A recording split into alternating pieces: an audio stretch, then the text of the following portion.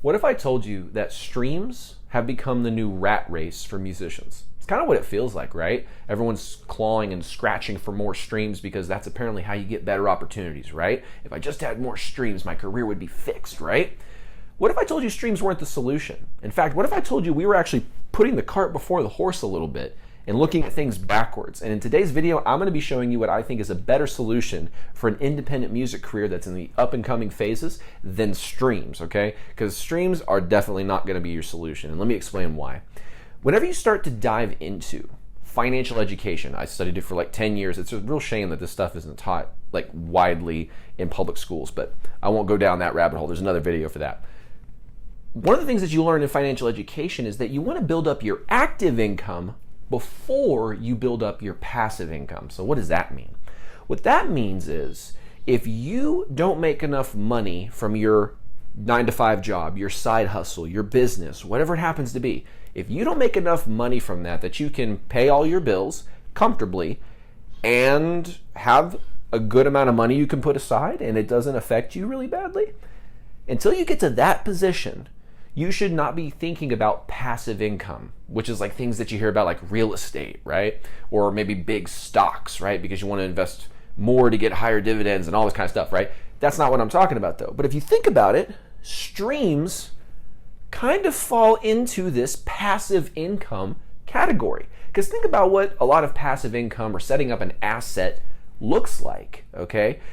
An asset is something that puts money in your pocket every single month, right? Well, that sounds a lot like streams, and you put all the work to build it up front, and then you just let it go out there and collect money for you every single month. That's what a piece of real estate is supposed to do. You're supposed to put all the upfront work into making it nice, and then if you utilize it properly, you can make money continually from it. That's why it's an asset. Streams, you go in the recording studio, you write the song, you put the song out there, you mix and master it, you make sure everything's nice and tidy, you put in all the work, and then it goes out there into the marketplace and it starts to collect monthly income for you. Passive income and streaming income are the same thing. But what does the rule state? We got to build up our active income before we build up our passive income. And that's where a lot of musicians have fallen into this rat race. It is very difficult to build up active income from streaming because of the upfront costs required to produce a song. Now, I'm not denying that there are bedroom musicians who are mixing and mastering stuff. They're learning the skills and they're investing in themselves to get those skills. And they can produce stuff that sounds pretty indistinguishable from a lot of really good mixes. Now, people with really good ears will be able to distinguish the mixes, but the general masses of audiences will not be able to tell a difference, right? And I'm not going to say that that's not happening, but that still requires investing in your brain and time and hours into learning the skill, right? So my whole point here is that setting up songs costs money. It costs time. It costs a lot of stuff, right? And when you're trying to do that and then generate 0.0035 cent streams back every time someone streams your music, you're like, ooh, this is not really sustainable. And that's the problem. So what does our active income look like? Because the rule states we got to actually build up active income so we have enough to even put away to build up more songs and stuff. Because we'll get into this whole process, so hang with me. I know some people are racing to the comments to tell me how much they hate me, but that's okay. Let's jump into the second point. Building up your active income. Okay, what does that look like for an artist? So think about it. Anything that you're generating basically one-time or monthly revenue for services, all of your products and services as an artist, your music as a vinyl, your music as a download, your merchandise as in t-shirts, hats, beanies, koozies, drawstring bags, stickers, all that stuff, all your products, right? So those are things that you can sell that can generate active income. But then you have things like a fan club where that's going to generate monthly income for you, but it's kind of like a service that you have to fulfill every month. If you're going to do a good fan club, you want to have an interactive element. You want to have this every single month, we're going to hop on a Zoom call, or we're going to go in Discord, or we're going to do something that's unique for them, and it does require some fulfillment, so that's considered a service. So even in both cases, either way, you're putting in work to build up this income, right? This is your active income. If you stop putting in the work, it starts to fall apart, right? If you stop putting in the work, none of the products sell, none of the services sell, and they're not being fulfilled, and so everyone's mad. Like you can't put your foot off the gas, right? You have to continually be working at it. That's why it's called active income, because you're always active when you're in it, right? Streams are passive income. So what we're trying to do is we're trying to focus on a specific group of things like offers. What are bundles of things that you can put together? It's hard to describe the complexities of an offer in a single video. That's going to take like 3 hours just to describe what an offer is and all its variants. But the easiest one is bundling, right? What if I took a t-shirt, a set of shorts, flip-flops, and a thermos and a bag, and I did like a workout kit. I was talking about this with one of my clients today about forming a workout kit because it falls in line with their brand. So that's an offer, right? That's a bundle. That's something that serves value in a particular domain, but it's not just one product. It's a combination of things. That's an offer. Then you have, in simple terms, that's what an offer is. Merchandise. So that's just one-off products. Like I was mentioning, if you took all those items out of the bag and sold them separately, those would be your merchandise items. Like I mentioned, fan clubs, those Patreons, and those monthly fulfillment things that you do for people who give you $5 a month, $10 a month. Maybe you got some high spenders out there that'll give you $20 a month. The highest that I ever saw it go was $35. That's the highest I've ever seen anybody join. We had a fan club. Our platinum level was $35 a month. And the crazy thing, he didn't even really want any of the perks. He just wanted to support. And that's the cool thing about like building relationships, right? Is if you do it right, people literally want to just support you. He goes, what's the best way to support you? And I was like all humble, like, yeah, we got t-shirts. And he goes, no. Like, I'm sure I'll get that. But like, what's the best way to support you? And I was like, oh, our fan club is a really good opportunity. And like, he's like, what's the highest level of the fan club? I was like, $35 a month. He goes, here, put my credit card in. Okay.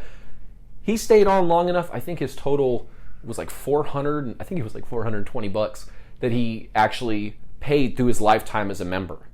He didn't even use any of the perks. He literally just wanted to support Kira and keep us afloat. I was like, this is crazy. So it wasn't about how big and massive our production and our show was or anything like that, or that we were playing from some big sold out crowd. It was the connections that we made. And that's an important lesson to learn as an artist, is the connections that you build are almost infinitely more valuable than the actual monetary one-off transactions, because you'll get more transactions as a consequence of better connection, right? So you don't have to focus too much on the sales if you focus more on the connection. I should probably make a whole video about that. I'll go down a whole rabbit hole. Another way that you can generate some active income is from your ticket sales, right? So let's say you're doing a show and maybe you're doing that local thing where you got to sell the tickets. I've definitely been there, you know what I mean? And that's always fun, going around selling tickets to all your friends and family and all those kind of people. But then there's also times where you just get a split of the door. You get a split of the tickets that come in. And I found door splits to be very, very, very profitable if you do it right. Because what happens is venues feel more comfortable giving you a door split because they don't have to guarantee any kind of money. It's all going to come out of how you perform. And if you do well, they do well, and they're happy to pay you. But if you don't do well and they guaranteed you money, it's like, oh crap, now we're out twice. So it's kind of a win-win, because I think if you go for a guarantee when you really can't provide any value, you kind of pulled one over on the venue, and they'll be less likely to have you back. You know what I'm saying? If they could have said, listen, I know you're a starting out band, we can't guarantee you know, $200 or anything like that, but we could do whatever the door split is. And you go in there and you only bring in $30 worth of people, then he was right to be like, okay, well, this is good. We did a door split. Here's what you earned tonight. But yeah, I can't guarantee you any more money. You got merchandise sales that you could still take. Like, I understand from a venue owner's perspective why they wouldn't want to put a guarantee in. But the thing is, if you're doing local shows and you can bring people, door splits are awesome. I've made like 4 or 5 figures on just the door sales alone. It's crazy if you do it right. So that's one thing that's really important to understand, is the active income. What are the different ways that you're actively out there earning income from your fans? This thing needs to chill out for a second. I just noticed it started freaking out behind me for a second. So the idea is, you've got to dive into your active income and figure out what exactly are the things that you can sell as a product or service for your fans. I know some people that do like monthly guitar lessons with their fans. I know some people that do all different variants of services or, one-off products that they sell. I saw one band the other day was selling hot sauce. I think that's cool. I know a few bands that sell hot sauce. If you can do it right and make some really good hot sauce, then it can actually be pretty cool. So from that, you may be thinking, well, Dax, that's all well and good. But how do I integrate all this stuff? I'm just one person. I'm just one person. I don't know if I can do all this stuff all at once. And here's what I would tell you. For all my solo musicians out there, all my solo entrepreneurial musicians, building systems is going to set you free. But systems, like anything, take that upfront work, right? They take that upfront work where you're going to sit there and build out a system. I'll give you an example. I was playing in Nashville. Oh, what's it called? I think it was called like the Nashville Music Hall. I think that's what it was called. Yeah. And because Ironworks is in Buffalo. Yeah, I think it was just called the Nashville Music Hall. Correct me if I'm wrong, people out there in Nashville who know better than me. And it's a pretty big venue and it's packed out. And we had this girl come in who was a friend of our singers. She had never seen our merch table before. Not once. Never seen it before. And we gave her our system. It was verbal. We hadn't written it down yet because we hadn't quite written it out on paper, but this was the moment we did. We were sitting there and we were like, okay, so listen, here's the deal. Here's where all the inventory is. Whenever you make a sale, mark it down on this inventory sheet. Mark down how many of them over the night. We'll total it up. There's places to fill in that information, so you don't have to think about it right now. You can think about it later at the end of the night. Just mark it down. Just tally marks. Just mark it down. Mark it down. We showed him that. That aspect of it. We went through all the different credit card things on the iPad and how do you log in? What's the passcode? So how do you do this? Went through every little bit of it with her. And we get to the end of that, and we're like, okay, are you sure you got this? And she's like, yeah, I got it. No big deal. I was like, okay. I'm putting this faith in this person who I didn't personally know very well. Our singer, Gabriel, knew her very well, but I didn't know her very well. She's an awesome person, by the way. Having met her and know her now, she's amazing. But we're up on stage, and I just remember looking off to my left and seeing her at the merch table, and she's just slinging merch like she'd been doing it for 20 years. So shout out to Stevie out there. She just absolutely slayed it. But what was one of the reasons that she slayed it? One, because she's awesome, and she was attentive, and she paid attention, and she cared enough to be like, I want to do a good job for these people. These people I know, I want to do a good job. And if you have anybody that comes into your world with that sort of good-hearted intent, you can have them run a system faithfully, right?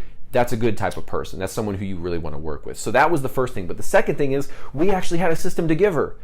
If we would have had this person's like, I just want to help out, just tell me what to do. And we're like, just run the merchant stuff, just run it.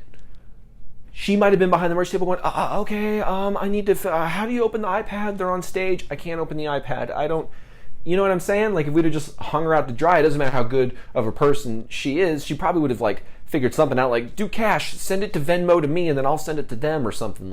She would have been resourceful if we'd have just hung her out to dry. But can you imagine now that you put the combination of someone who's wanting to help you with a good system they can follow, boom, they go out there and execute it like a pro. And we sold 4 figures worth of merch that night. And we were super proud of Stevie. We were just like, wow, what a cool thing. And so what's the first thing I did when we woke up in the morning and headed off to the next venue is I was writing down a system. I was like, okay, in this aspect, you do this. I wrote that whole sucker out because I was like, now we could literally get someone who doesn't, obviously you wouldn't want to put someone who's not trustworthy behind your merch table, but we could find someone who's maybe not even as qualified as Stevie was and just be like, follow this system. And they could be like, oh, okay.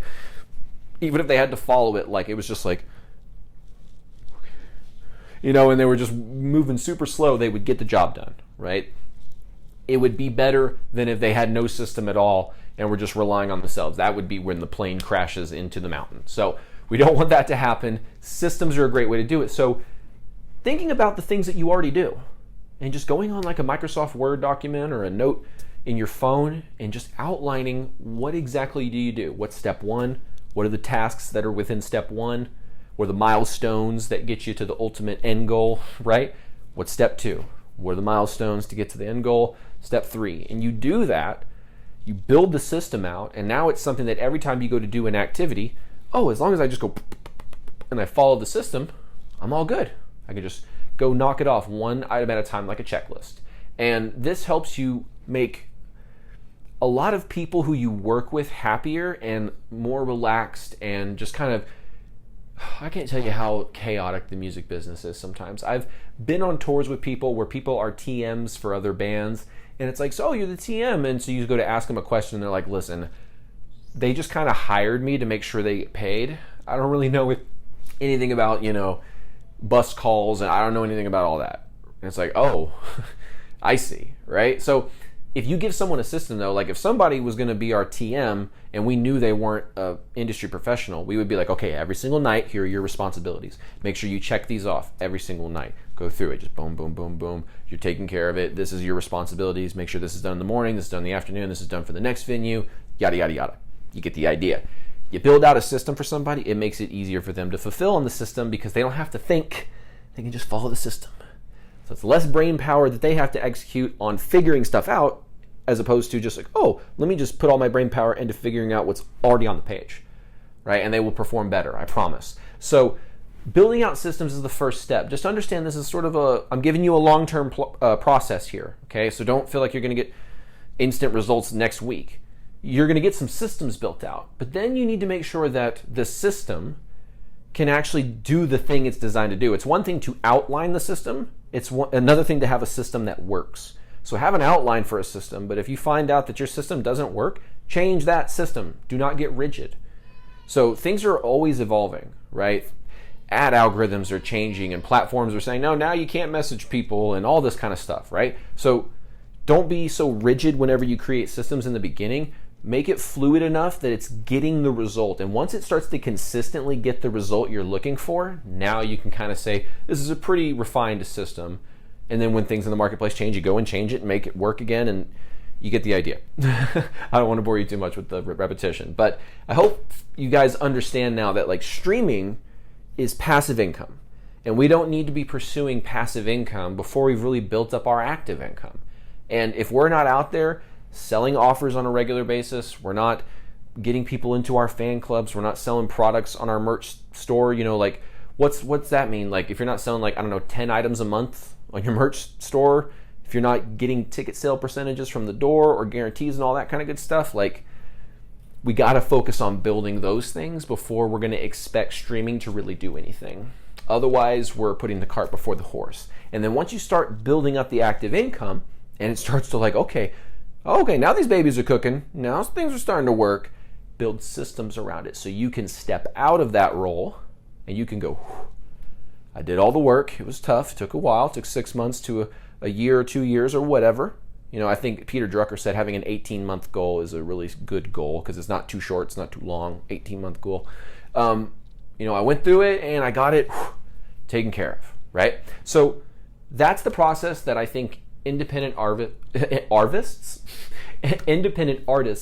would value a lot if they took it into consideration, because they would actually start to pursue the right things that are going to build a music business, as opposed to focusing on vanity metrics too much. That's a deadly trap and a rat race that a lot of people are in right now. And I guarantee if you do the work in the content sphere to build the type of people that would be like, oh, I like your music, cool. Some of those people that like your music on social media are not streaming your music, right?